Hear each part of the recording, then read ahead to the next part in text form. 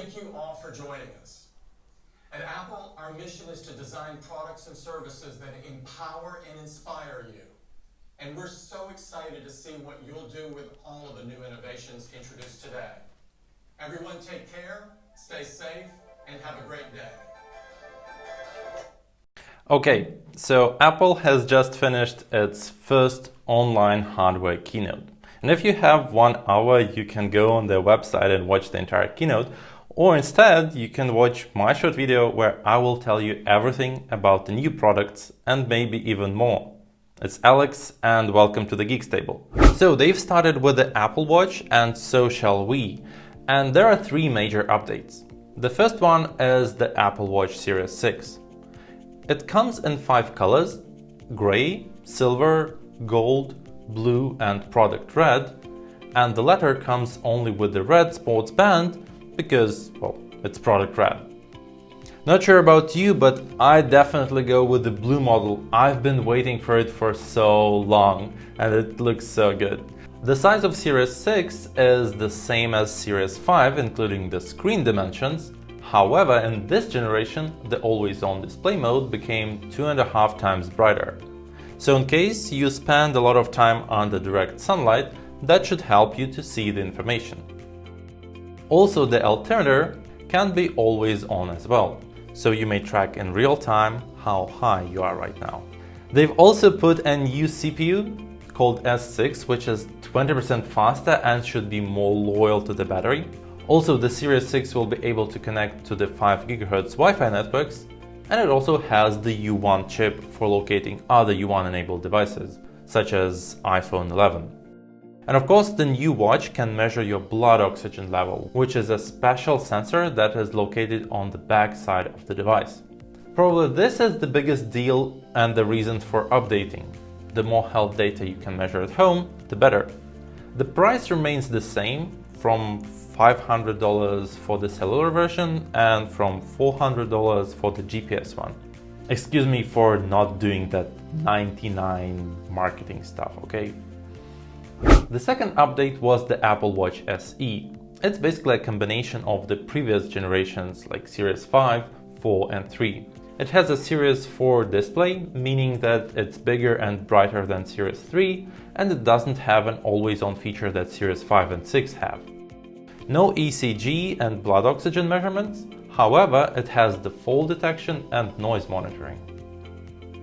It has an S5 CPU from the Apple Watch Series 5 inside, which is twice as fast as Series 3. It also has Bluetooth 5.0 as the Series 6 and comes in silver, gray and rose gold.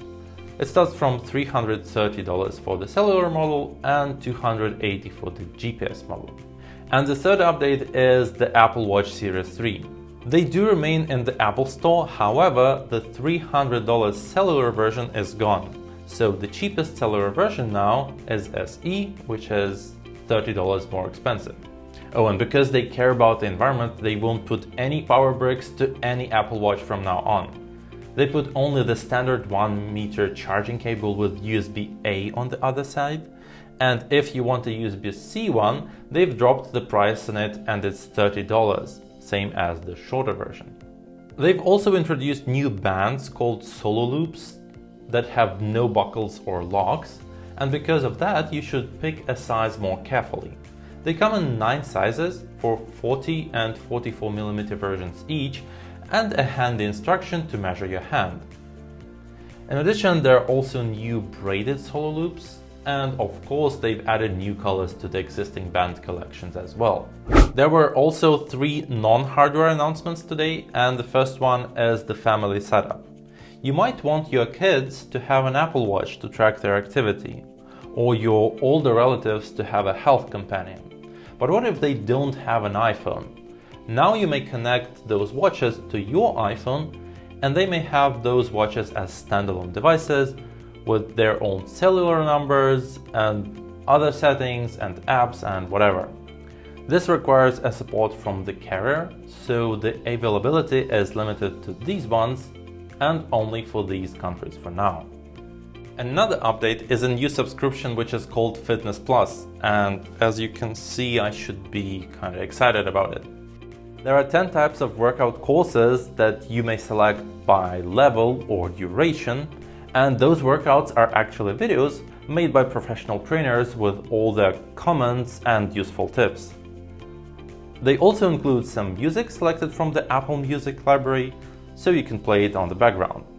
So once you start training, you can see those videos with your current data shown above on any screen of your choice, iPhone, iPad or Apple TV. Apple promises those workouts to be updated weekly, so you won't get bored. The new subscription will be available by the end of the year, and the first wave includes the 6 English-speaking countries. It costs $10 per month or $80 per year, and you may get 3 free months if you buy an Apple Watch. At this point, I thought, well, so many subscriptions: iCloud, TV Plus, News Plus, Music, Arcade, and now Fitness Plus. And Apple heard me and introduced Apple One, a single subscription for all of their services. You're free to ignore it and use your current subscription model, but this one may help you to save some money. They have 3 plans with different pricing and different iCloud storage, and the Premier plan will only be available in the countries where the News Plus and Fitness Plus is available. Which makes sense. Why would you pay for something that you cannot use, right? I hope you're still with me, because we're moving to the iPads. So they've updated the iPad, and the new 8th generation got the same screen, design and price, but now it has a new CPU, A12 Bionic. Well, it's not really new, it's from iPhone XS, but it's 40% faster than the previous iPad, and the graphics is twice faster as well. And now the new iPad comes with 20-watt USB-C charger. Even the Pro models come with 18-watt charger. What's going on, Apple? As iPad Pro owner, I feel personally attacked. And we're coming to the biggest update today, the new iPad Air. The 4th generation comes in 5 colors: silver, space gray, rose, gold, green and sky blue. And I really want to see the upcoming iPhones of these colors. The screen became 10.9 instead of 10.5 inches, and it's basically just a bit smaller than 11-inch screen of the iPad Pro. It also has the rounded edges that are called Liquid Retina. No Face ID here though. They've built the Touch ID sensor into the power button, but it got a bunch of other Pro features. The USB-C support with USB 3.0 speeds, the support of the 2nd generation of Apple Pencil, and also the Magic Keyboard for the 11-inch iPad Pro can be attached to the new iPad Air.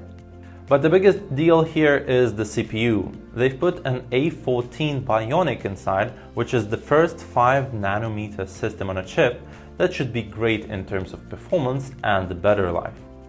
Also, they claim it should be great for video editing, so I wish to try it out as soon as possible. Speaking of multimedia, however, it has only 2 speakers, not 4 like on the iPad Pro models. But now they're located in the landscape mode, so it will be better for watching films. It got a new 12-megapixel camera instead of the 8-megapixel in the previous generation, and gained the Smart HDR capability. It can now record videos in 4K up to 60 FPS and slow-mo in 1080 up to 240 FPS, in case you film on an iPad. It supports the new wireless standard called Wi-Fi 6, so in case you have such a router at home, you may get a speed up to 1.5 gigabits per second. The price got increased by 100 though, so it raised from 500 to 600 for the Wi-Fi version, and from 630 to 730 for the cellular version. Well, the biggest disappointment is that we'll have to wait until October to be able to buy one of these. Okay, this was it. I hope you've learned something new, and if yes, hit a like button please. What made you excited the most? For me, it's probably iPad Air in the blue color and the Apple One subscription. Oh, and the Fitness Plus and the Apple Watch. Well, it's Apple Keynote, lots of interesting stuff. Let me know down in the comments about your thoughts, and as you can judge by the previous videos, I do read the comments. Feel free to subscribe if you haven't already. It's been Alex, and see you at the Geeks table. Bye bye.